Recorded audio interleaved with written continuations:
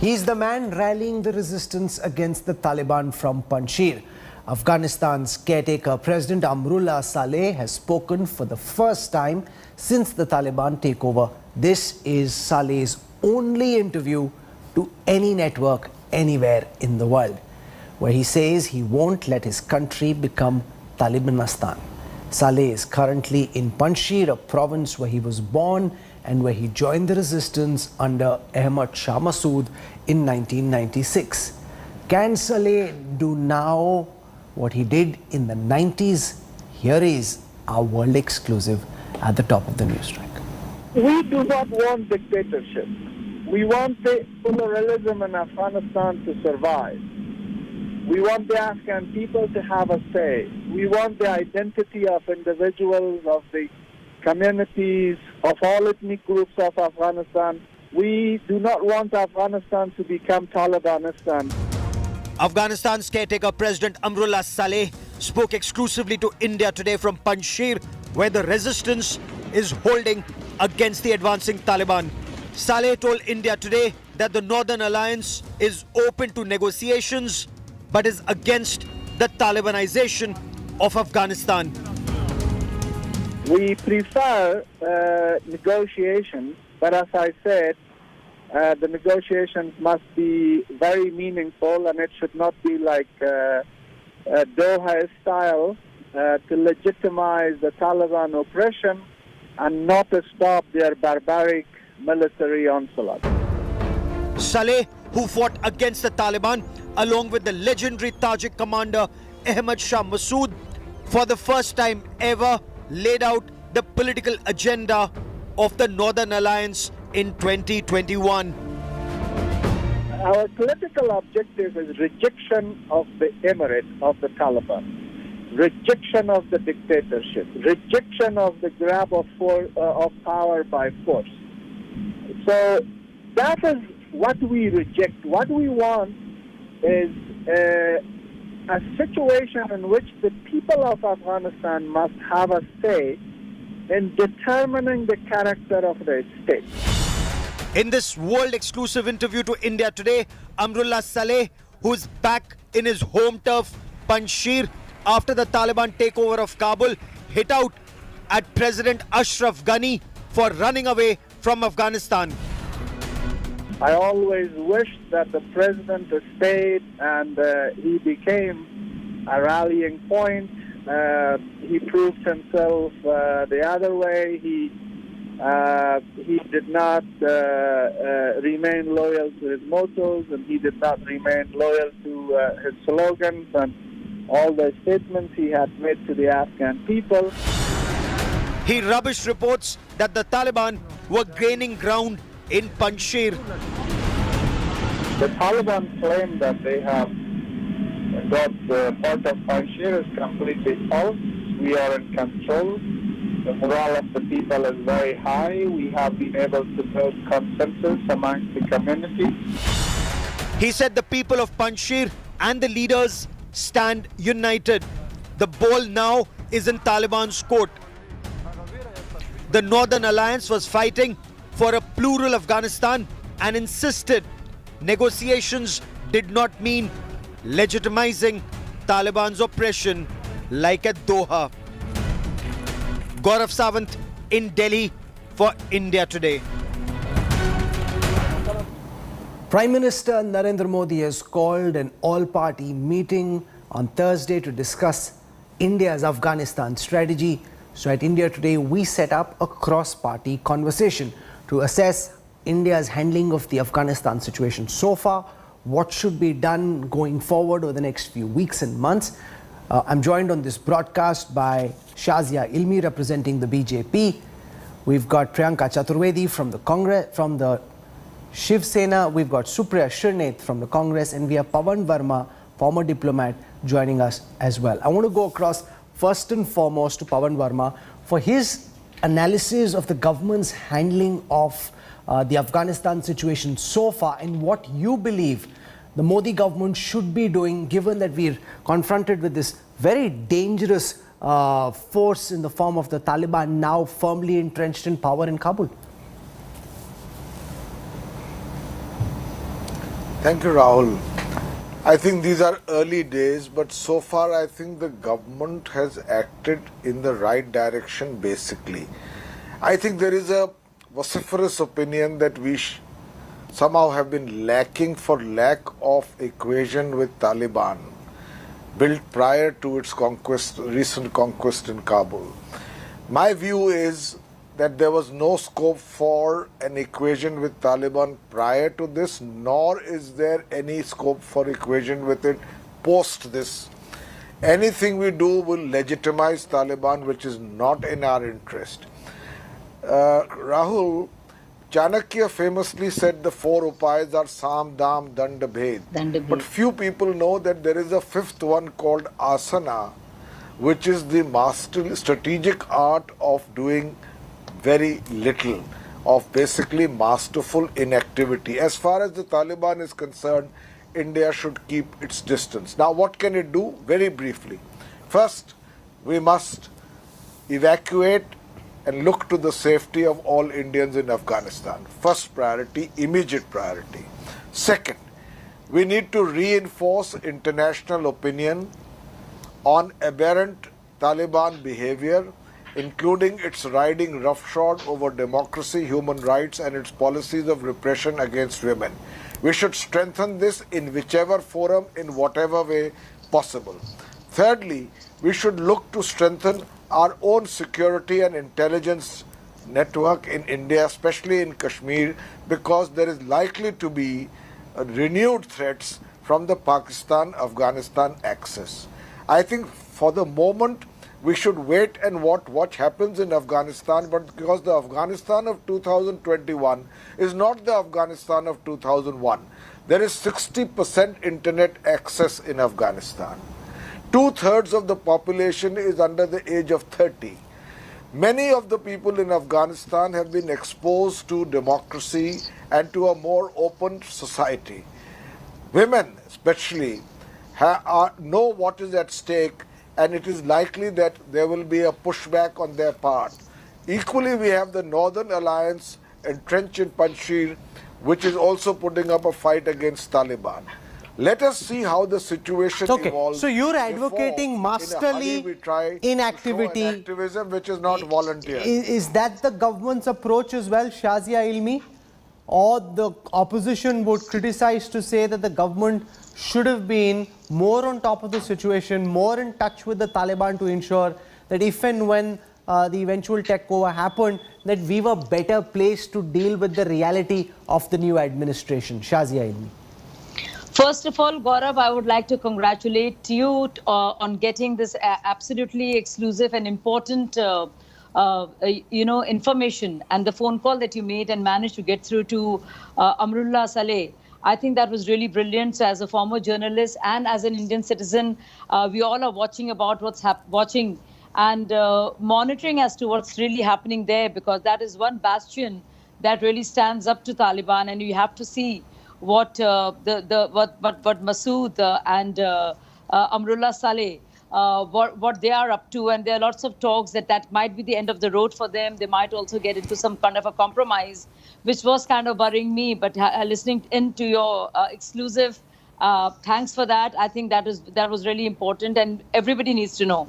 So congratulations again for giving us and providing us an insight in the mind of insights, from that part of the world, and from Amrullah Saleh, who is actually a very wise and a former vice president who claims now the leadership of the country.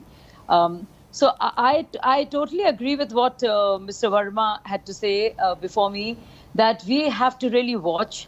I think what has been happening is that we have been very careful, and we have conducted a brilliant operation in which we managed to evacuate many Indian citizens with absolute safety, and managed to handle all the blockades and challenges that are being faced at the Kabul airport through different routes. So that's one. Two, I think the saving of the scriptures that Hardeep Puri ji brought in today, that itself says a lot. And I think thirdly and most importantly, the all-party meeting happens, my only prayer would be to not just to my party or someone else's party, would be to be united on this and really think strategically, diplomatically what's good for India. Okay, Instead of so let me put that blaming a question party then to and Priyanka marring this entire Chaturvedi international first. crisis into party politics. The and BJP dragging it suggesting into some that kind of they're doing a slugfest. good job, the situation not conducive to India, but given the circumstances in the evacuation of Indian citizens, the government has handled the situation relatively well. They're asking that there be no politics around this. Is that the position of the Shiv Sena as well, Priyanka Chaturvedi, or are you finding fault with the government's handling of the situation in Afghanistan so far? So firstly, I'd just like to say to you, Rahul, that for Shiv Sena, nation has always been first. Our politics has been about nation first and above our own politics. So as far as Afghanistan is concerned and what has unfolded in Afghanistan and at such a rapid pace, which I think even America did not gauge would collapse so easily, or even if their intelligence did tell them that, alert them that, they chose to ignore it. At this point in time, it is a real crisis for India, and how our future looks with a neighborhood with a Taliban and a Pakistan and a China. So we need to ensure that whatever Pawan Verma ji was saying was absolutely correct, that we would need to keep our political differences aside, and as for the government also, the government's priority should be to ensure that our strategic assets that we have built over the years in Afghanistan are not impacted by the Taliban takeover. We create a narrative across the globe and make people understand about the issues with the Taliban, and having someone like them in the neighborhood, which will not just be a problem in the neighborhood but in the world in the times to come. Ensure that we bring back every single citizen or Indian resident in Afghanistan back home safely, without patting ourselves on our back or without going gaga over, oh look, this is because of CAA, because of X, because of Y, because of Z. The priority should be, as Indians, we are bringing them back, and that is the priority. So yes, considering an all-party meeting has been called, we would want to understand how the government is trying to approach in times to come as to how the entire Afghanistan challenge unfolds for our nation. Is the Congress in agreement with the fact that the government's handled the Afghan crisis relatively well, given that this is a situation where India can't win? But given that, do you think the government has done well, or do you have specific issues that your party would be taking up when this discussion happens? So I'm glad that the floor leaders meeting has been called by the government. I welcome that move, but there are 4 issues that bother me, and I'm going to just tell you the 4 issues that bother me. The first is the return of what we have seen, brutality in Afghanistan, the fleeing of women willing to hand over their children to American guards in the embassy so that they can be taken away. That bothers me a lot. The second, what bothers me is the Pakistan-China nexus, Pakistan scoring on its western border with Afghanistan firmly in the hands of the Taliban. Now that worries me a lot, because China has the deep pockets. China may have interest in natural resources. That is an area of concern as far as India's strategic interest is concerned. The third thing that bothers me is the deplorable communal angle to this. And I'm sorry to say, with all due respect, yes, we are all united in this, but the BJP, its troll army, and some of its spokespersons have to stop using it, because it's detrimental to India's own advantage. We cannot at this time be sucked into deplorable communal angles to this whole thing. But the fourth and the biggest thing that bothers me, I am sorry to say, is our foreign policy and a somewhat failure of that. The fact that we were excluded from the entire process, whether it was US or Russia or China or Pakistan, we were not informed in due time. We were kept out of the negotiation process. I think that bothers me. The government cannot lose the heft that India had at the world stage. We would not move on dialogue without India at the table. And today decisions are being taken, and India gets to know of these decisions much after they have been taken. Okay, these so are the what things the that bother Afghanistan me, situation and I hope the government, in has unison with the also opposition, will done address these issues. Is thrown up a debate once again about the CAA, the Citizenship Amendment Act. And there are 2 ways of looking at it. The government feels that this is exactly why we needed an act of the kind that the CAA is, or it suggests that this is why we don't need the act, because you can bring back those who are in need without saying that you only want to bring back those who are in a minority in countries like Afghanistan. But just before I pivot towards debating about the utility of CAA. I want to show you what happened on the ground with our evacuation process today. India continuing with its Operation Devi Shakti to evacuate citizens from Afghanistan. A special Air India flight brought back 44 Afghan Sikhs who'd been hiding in a Gurdwara in Kabul. 3 copies of the Guru Granth Sahib were flown back. The scriptures were received by Union Minister Hardeep Puri at the airport.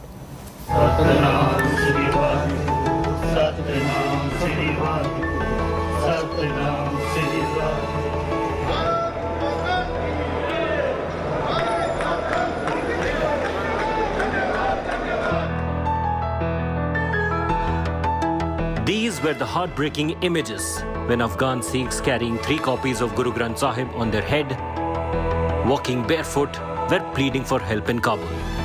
The holy scriptures were collected from different Gurudwaras in Afghanistan after Taliban took over the country.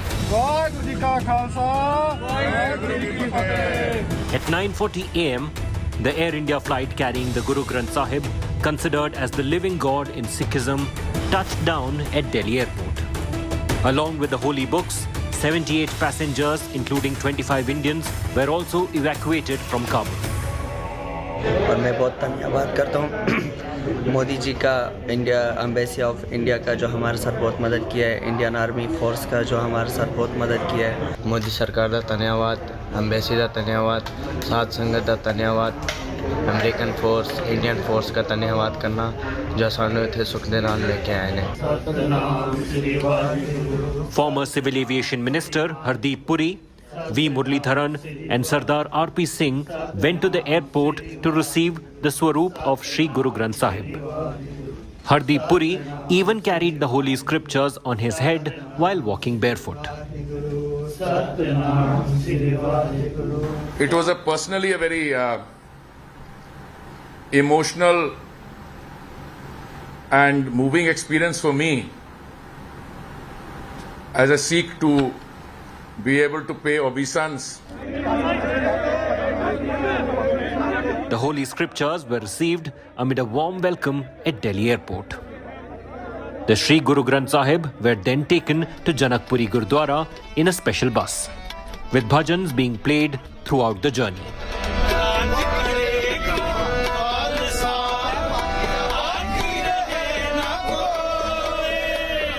दो गुरु ग्रंथ साहिब महाराज जी के स्वरूप विश्राम के लिए अपने स्थान पर चले गए, सुखासन जिसको कहते हैं, और एक गुरु ग्रंथ साहिब महाराज जी प्रकाश के लिए उनको वो अपने स्थान पर सुशोभित होकर संगतों को दर्शन दीदारे दे रहे हैं। और जो लोग वहाँ से सारे आए हैं वो भी सारे सुरक्षित हैं और वो भी अलग अलग जगह पे रुकेंगे, कुछ रकाबगंज साहब और कुछ अपने परिवारों के साथ। External Affairs Minister S. Jaishankar termed the India's Kabul evacuation mission Operation Devi Shakti. With Jitendra Bahadur in Delhi, Bureau Report, India Today.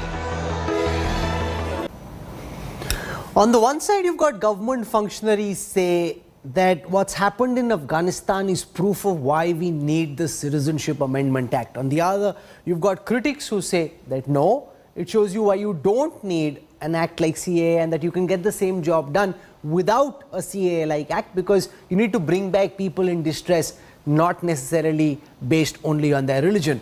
Let me put that question first to Pawan Verma again. This debate that's resurfaced over the CAA, the government citing what's happened in Afghanistan as proof of why CAA is good for India, because we've been able to get the Hindus and the Sikhs back who would not have shelter in other countries. Some of the Muslims who are being persecuted, who are helping the Americans, the Germans and the British, can also go to Britain, Berlin or to Washington and elsewhere. But the Hindus and the Sikhs can only come back to India. That's the logic being put out by the BJP government. Pawan Verma. I'm sure the BJP government would not like the world or us to believe that but for the CAA being passed, the government of India would not open its borders to refugees of Hindus and Sikhs minorities in war-torn Afghanistan. So to say that because of the CAA this happened is, I think, stretching the point. Secondly, the problem with the CAA, and I've repeated this ad nauseum, Rahul, is its hyphenation with the NRC. The CAA, if it chooses, even though it excludes Muslim minorities, to give citizenship or fast track it for refugees, persecuted minorities in a specified number of countries, would be still all right. But when you hyphenate it with the NRC, that created the problem. And that was done with a deliberate attempt to isolate a certain minority. And that is why you had the nationwide protests about it. Now, let's not link the CAA NRC with the situation in Afghanistan. That is what I call not political triumphalism, but political folly. Supriya Shrineth wants to make a counter as well before I go across to Shazia. I need to make a counter. I'm coming to you. I just want them to build the case and then for you to give a counter and then we can build on that. Yeah, and I'm sorry, I meant Rahul, I called you Gaurav earlier. That's no stress at all, don't worry. I couldn't tell the voice apart. That's not a problem at all. That's not a problem at all. Gaurav has a lovely voice, so I'm glad that you got confused. I take that as a compliment. Okay, Supriya, go ahead, please. No, my brief point, and I agree with Pawan Saab on this, is that, you know, the very same argument can be turned on its head. When CAA was coming, the logic that the government gave to keep Muslims out of this list was that they will not be persecuted in Islamic countries. Why is it that so many Afghans want to flee their country now? And when grotesque violence like that happens, will a mature democracy like India first check, are you a Hindu, are you a Sikh, or are you a Muslim who we can give refuge to? So which is exactly what was the debate when CAA had come, which is exactly what the opposition was. Apart from the hyphenation with NRC, the reality is that Muslims are also persecuted in certain countries where they're, you know, in Islamic countries. And Afghanistan is a perfect example for that, which is why India cannot see the world with blinders on and not religious blinders for sure. Shazia Ilmi, Afghanistan proves, says Supriya Shrineth, why we don't need the CAA, because anybody can be persecuted, as we are seeing. You're taking in people who are Afghan Muslims, not just Sikhs. So, therefore, we cannot discriminate on the basis of religion. Sure. So while Mr. Verma calls it political folly of some sort, I would call this entire argument, that is being given right now of Muslims being persecuted in Muslim countries because of Muslims, also some kind of political sophistry, for the simple reason that there is no denial of visas to Muslims per se, but the whole entire CAA and not hyphenated. When Hardeep Puri ji mentioned the tweet or wrote about why EAA was important, it was without NRC. But you see how smartly the hyphen has been added and NRC has been added only to justify what happened, which had nothing to do with Indian Muslims. Home Minister said it was just a kind of a not just stretching of a point, but actually twisting of a point and something and total negation of what Mahatma. Let me finish. I will finish what I will say. This is something that has been said and promised by Mahatma Gandhi and many others, including many members of the Congress party. But because the idea was politics and not the actual understanding of CAA, that's why poor nannies and dadis were brought in to give the impression that kagaz dikhana padega. When there was I don't understand why Hardeep Puri is being quoted when Amit Shah himself hyphenated it on the floor of the House. From the Ram Leela Maidan, which I heard myself. He said it in the Rajya Sabha, Shazia. We all know what was being said, and the demonstration of the necessity of CAA is there every day when we see the persecution. The Home Minister of this country time out. We can't. Supriya Shrineth, it's not fair. Supriya Shrineth, it's not fair to butt in and not let her conclude. Let's listen to what Shazia is saying and then we'll continue. To both sides of the argument, because all of you represent one side of the argument and I represent the other. The fact of the matter is that Muslims will not be denied, which is why every day on this channel, on Rahul Kanwal's own channel and many, there are Afghani sisters sitting in Delhi, saluting India and saying salam to India and saying how happy we are to be here. Priyanka Chaturvedi, the government's strongest counter can be already there. That CAA was there particularly because there were minorities who were being persecuted only because they were not Muslims. The government's strongest counter can be that what's happened in Afghanistan proves why the CAA is not problematic, because not just did we take back Hindus and Sikhs, we also took back those Muslims in Afghanistan who'd been persecuted, proving that the CAA is not just for minorities. We will take back those who are being persecuted regardless of religion. Therefore, it's not necessarily a bad thing. Priyanka Chaturvedi. then why do we need to spell out through a CAA, which by the way we do not even have the rules in place or the act in place or information in place. And they have also decided a cut-off date, and cut-off date, if we go by the cut-off date for citizenship, then it is not what we are talking about right now. So, you know, this entire argument of CAA and hyphenating it with NRC, etc., was more a political move that the Bharatiya Janata Party did to help in its own politics and its own politics domestically. And we all know that as far as CAA is concerned, not having to spell it out also would get the same results as having spelled it out. It is extremely unfortunate that it became a political tool for the BJP to harp on, which they continue to do, and that is when it becomes unfortunate. And that's why in my opening comment I said they should stop patting themselves on the back in such a premature fashion and start talking about CAA at a time when every single Indian still awaits rescue. We continue to hear how 150 Indians were detained for some time, how Sikh brothers and sisters were sent back to the Gurudwara and Indian embassy had to bring them back in. So those are, we are endangering our people who are in Afghanistan waiting for a rescue from Indian government by coming up with political comments like this domestically.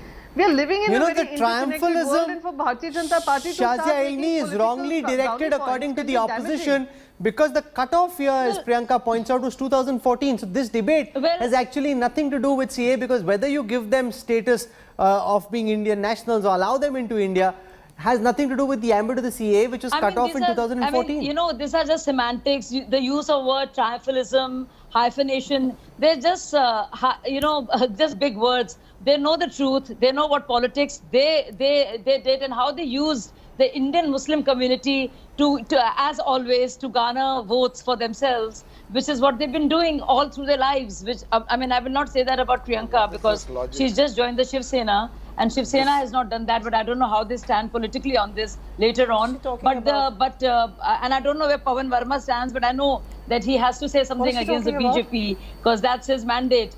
But the fact of the matter is, you're trying to split them up, Shazia. First you said they're 3 versus 1. Now you're trying to rupture opposition unity. No. But I'm speaking for the CA as I stand by it. And there has been many clarifications. And you know, these big words, triumphalism, hyphenation, they mean nothing on the ground. And you know, instead of seeing the 135 seats that were held back, see what all has been done. I think it's time for all of us to get together instead of always pointing, because people see through this. All the efforts that are being made, be together with the Indian government. It doesn't matter which party it is. All the time being critical, using everything as a political tool, and you know, for your own communal politics, it's very, very unfair. And this is something that has been asked for by so many leaders since the partition. Okay, so Supriya Shirnet, for those who were doubting the government's intentions, what's happened in Afghanistan and the evacuation process shows they brought back Hindus and Sikhs. They also took back Muslims who had worked with the Indian government, who were friends of India, and therefore the government will claim this is evidence of the fact that we weren't discriminating on the basis of religion. And even before that, okay, let us speak. Special visas, they must tell them about that are for everybody, that are for Muslim women and Muslim men of Afghanistan. Then the next question, logical question should be that. Can I please come in now? My name is Supriya. Supriya, please. Can I please come in? Rahul, that's exactly my point, that if we are going to be the Indians that we are supposed to be, and if we will rescue people from gruesome acts of violence, why have a law and spell out religion and exclude a particular religion? That's exactly the point I'm trying to make, and that's exactly the point everybody is asking today, that if we are going to admit people who are going to be, you know, at the receiving end of grotesque violence, why exclude then? Why should our law say these people will be excluded? That's the first thing. And the second thing I really want to point out here is, you know, the BJP, its troll army and some of its spokespersons have to stop chest thumping right now. We are in a very, very precarious situation. Says thumping. I think nobody says thumping. But Pakistan is very assured of the Taliban. Actually, pull down your government and nobody says thumping. And you have your own troll army. You have your own troll army, Rahul, which is always breaking the morale of this country, and your leader does that. Your leader brings down the morale of the Rahul, country, I was of the talking. army. Are you there? Can you and of intervene? everyone else. So Okay, tell your leader Shazia, not you to did. always- Shazia, not to this is always be unfair against the country because when and talk Supriya about was how vulnerable interrupting, it you is, wanted her but to see stay how silent so strong that it you is. can make your point. You must surely extend her the same courtesy. No, yes, no, I heard her. And she was repeating You it. just have to and see she said the- it you before, just have to and see I the- could not answer that because she's talking Can you about some please troll keep quiet army. now? They have as much as troll Okay. army. And Let her complete. I'm coming back to you, Shazia, in a Can I moment. please Supriya, come in? go ahead.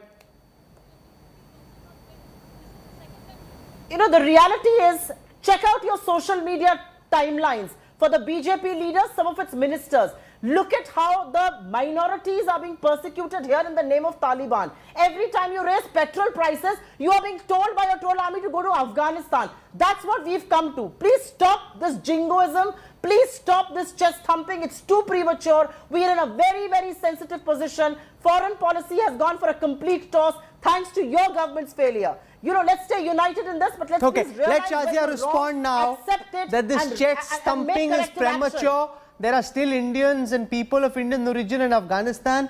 Things are volatile and tense, and we should be very careful in our public comments. you know something, it is... sorry, I was just answering that. Sorry, I was not supposed to speak. No, it was. The question was about the okay. government being Okay. triumphalist I'm just, and the yeah. need to stay away So, from chest thumping. Go on, Shazia. I'm so shocked because, you know, the day Mr. Jaishankar meets his counterparts, and every time there's a high-level meeting, a fake article is circulated, which is tweeted by Supriya Srinath's leader, and we are told about how insecure our country is. That turns out to be a fake news, and the Indian army has to trash it and say that it is completely baseless. No, Now, we again, were a part of look, Doha now, talks. We may foreign not know policy is about being it called- because our government never foreign took us into policy is being confidence. called weak and full of blunders. But I mean, isn't it sad? I mean, do I need to answer and dignify the comments Absolutely made it by... is. Because you've made turned by foreign Supriya policy Srinath? into I don't camera think so. opportunities, I don't photo think so. opportunities. I think I will not run down my country. No, there is no need Foreign to do any policy is chest not thumping. photo op, And madam. please show me any example of any leader of our party doing that. So don't make up stories. Don't use the words that you Thousands. think are very impressive. Thousands. Because, you know, words without emotion or substantiation of fact mean nothing. You know, it's all about good vocabulary. You have You've it, been I caught have it, I can say napping on anything. the steering Do wheel. not do that. You have do no not idea do that. about Do foreign not bring policy. down the country's We can morale go on every and on. time. Okay, in the Do midst not of all use of this, the let's just word spend a steering moment wheel. trying to tell our As far viewers as about foreign what's policy happening is in concerned. Kabul at this moment, where thousands of Rahul Gandhi Afghans said- are still trying to leave the country. There are about 14,000 people in and around the Kabul airport and thousands outside hoping to get in. At least 20 people have been killed in the last 1 week while trying to get onto flights out of Kabul. Chaos continues at the Hamid Karzai airport. The one other question India needs to think very deeply about is what attitude will it have towards the likes of Amrullah Saleh, who are leading the resistance from the Panjshir Valley. And there, Pawan Verma, you know, it's interesting that Amrullah Saleh spoke to India today. He's been at the India Today conclave in the past. He's been a friend of India. He's worked with our agencies when he was part of the Northern Alliance fighting against the Taliban from 96 to 2001. He's clearly asking for help, which is why he's coming on Indian television, doing this interview, because he's hoping that India will come to his help. Is that something we should do? Aid them like we did back in the 90s with Ahmad Shah Massoud? Or are the Taliban now too firmly entrenched to try and prop up someone like an Amrullah Saleh who has very little chance of success? You know, Rahul, to put it very briefly, the situation in Afghanistan right now is fluid, fragile, volatile, precarious, frightening and uncertain. And I think showing over-activism prematurely is not good diplomacy. You have to think things over, watch the situation in ground, see how they evolve before you come to a definitive position like supporting one faction in Afghanistan. Also, it depends on our ability to do so, because there are obviously logistical and other limitations at this moment. I think the biggest issue for us today is to strengthen our security and intelligence forces against what will be a Pakistan-Afghanistan terrorism nexus in due course, because these are mercenary warriors who will now be less employed and are driven by a certain fanatical zeal. and there is Kashmir in front of us. So we need to start our Shazia, does the government now, have a view? Pawan Verma makes an underestimate important the point. role We of China. simply don't have enough levers to be able to influence the outcome of what's happening in Afghanistan. America tried it at great expense and great loss of lives. It couldn't succeed, and therefore just stay away. Or is the BJP willing to give the resistance and Amrullah Saleh its support and backing? You know, BJP, I mean, I'm not the BJP, but the government has said what the government has said so far. But I agree with, I mean, Pawan Verma ji is a seasoned diplomat, and obviously his words are full of wisdom. But right now, I think, you know, it would be too, it's too volatile and you know, fluid and dynamic a situation to really take a call.